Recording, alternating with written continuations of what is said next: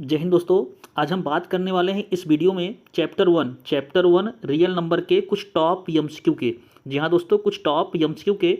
जैसे कि आपको पता है कि आपके मैथ्स के पेपर में 20 मार्क्स, जो आपके 20 नंबर के क्वेश्चंस होते हैं वो सिर्फ आपके एमसीक्यू बेस्ड होते हैं। तो अभी से ही आप जो है अपनी एमसीक्यू की तैयारी अच्छे से करते चलिए ताकि आप मैथ्स में एक अच्छा स्कोर कर सकें। तो आज हम इसी वीडियो में जो है बात करने वाले हैं और कंप्लीट चैप्टर हमने जो है पहले ही आपको पूरा पढ़ा दिया है। तो जिन स्टूडेंटों ने अभी तक ये चैप्टर कंप्लीट नहीं किया है तो जा करके प्लेलिस्ट से पूरा कंप्लीट चैप्टर जो है अपना प्रिपेयर कर सकते हैं। तो देने का वीडियो की शुरुआत करते हैं और चलते हैं हम पहले क्वेश्चन की ओर। और सारे क्वेश्चंस आपको जो है एकदम ट्रिक से, एकदम शॉर्ट ट्रिक से बताए गए हैं ताकि आप एमसीक्यू पर अपना टाइम जो है वेस्ट ना करें।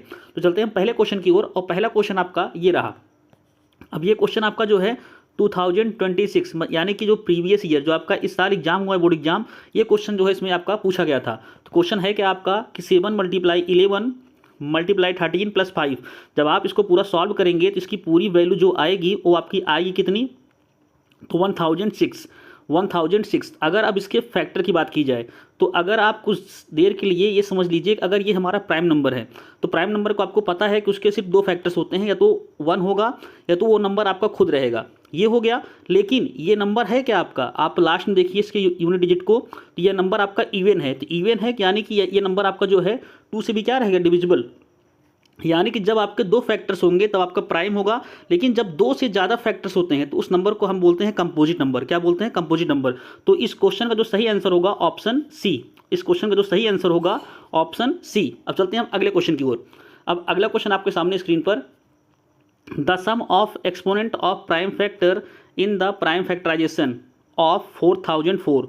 अब यानी कि जो 4004 है इसके जो प्राइम फैक्टर्स होंगे, प्राइम फैक्टर्स की जो पावर होगी उसका सम बताना है, ना कि आपको प्राइम फैक्टर बताना है। यहाँ पे देखिए जब इसको हम सॉल्व करेंगे तो इसका हाफ कितना होगा 4004 का, तो 2000 आपका हो जाएगा 2। फिर से 2 से आपका क्या रहेगा, डिविजिबल, तो कितना हो जाएगा आपका 1001। ये आपका फिर से हो जाएगा 7 से होगा 7 × 7, 7 4 जो आपका होता है कितना 28, 7 3 21। फिर से आपका होगा 11 से, तो 11 से होगा तो यहाँ आएगा आपका 13। फिर से जब आपका 13 से कैंसिल करेंगे इसको तो यहाँ पे आपका कितना बचेगा पूरा मिला करके 1। तो ये आपका पूरा प्राइम फैक्टर हो गया। अब देखो इसको लिखना कैसे है, तो 2 × 2 × 7 × 11 × 13, तो ये आपका पूरा प्राइम फैक्टर हो गया। अब इसमें पूछा क्या है कि सम ऑफ एक्सपोनेंट, यानी जो इसकी पावर है, देखिए सबकी पावर है क्या 1 1, सबकी पावर है क्या 1 1। तो इसी को आपको सबको सम कर लेना है। तो 1 + 1 + 1 + 1 + 1 यानी कितना हो गया आपका 5। कितना हो गया आपका 5। तो इस क्वेश्चन का जो सही आंसर होगा आपका ऑप्शन ए। तो ऐसे भी कुछ क्वेश्चंस जो है आपके एग्जाम में पूछे गए हैं, तो इन क्वेश्चंस की आप जो है लगातार प्रैक्टिस करिए ताकि आपके एमसीक्यू में जो है अच्छे मार्क्स आ सके। अब चलते हैं हम अगले क्वेश्चन की ओर और अगला क्वेश्चन आपके सामने स्क्रीन पर ये रहा। अब देखिए कुछ आपके स्टैंडर्ड लेवल के भी क्वेश्चंस आपके एमसीक्यू के रूप में आते हैं। तो यहाँ पर देखिए सबसे पहले करना क्या है, तो आपको एचसीएफ निकालना है। तो एचसीएफ निकालेंगे जब आप किसका 98, 28 का एलसीएम हमने पूरा पढ़ाया हुआ है। तो जिन स्टूडेंट ने कंप्लीट नहीं किया है वो जाकर के पहले पूरा चैप्टर अपना कंप्लीट कर लें। जब इसका निकालेंगे एचसीएफ तो एचसीएफ कितना निकल के आएगा 14। एचसीएफ इसका निकल कितना आएगा 14। अगर वही बात करें एलसीएम की तो एलसीएम कितना निकल के आएगा, तो एलसीएम जो इसका होगा यहाँ पे तो हो जाएगा आपका 196।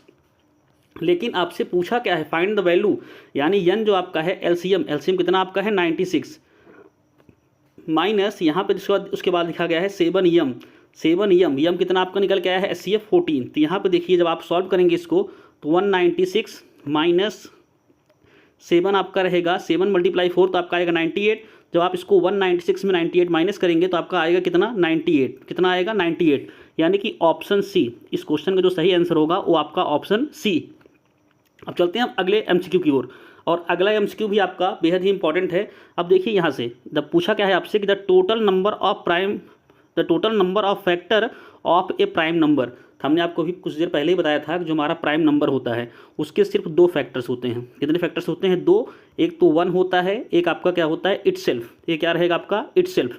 यानी कि इस क्वेश्चन का जो सही आंसर होगा ऑप्शन सी। Option C.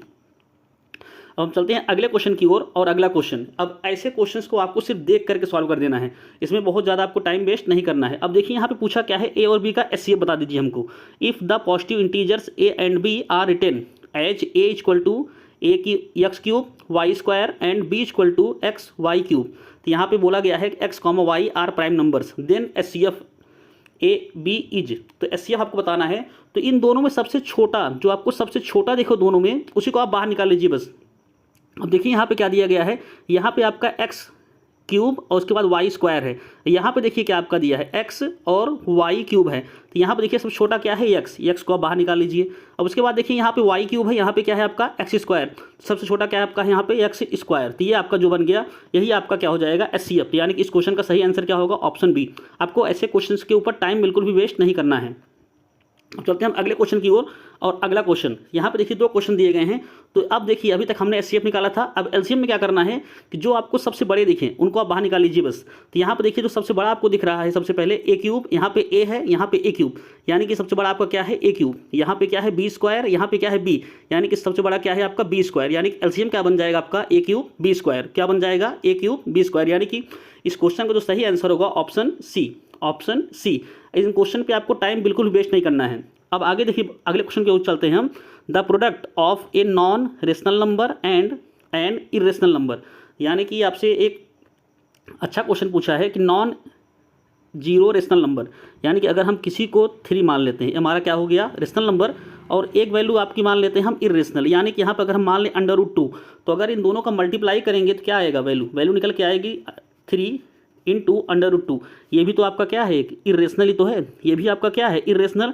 तो इस क्वेश्चन का जो सही आंसर होगा ऑप्शन ए, इस क्वेश्चन का जो सही आंसर होगा ऑप्शन ए। तो अगर आपको वीडियो अच्छा लगा हो तो वीडियो को ज़्यादा लोगों तक शेयर करें और लाइक सब्सक्राइब करना ना भूलें। धन्यवाद।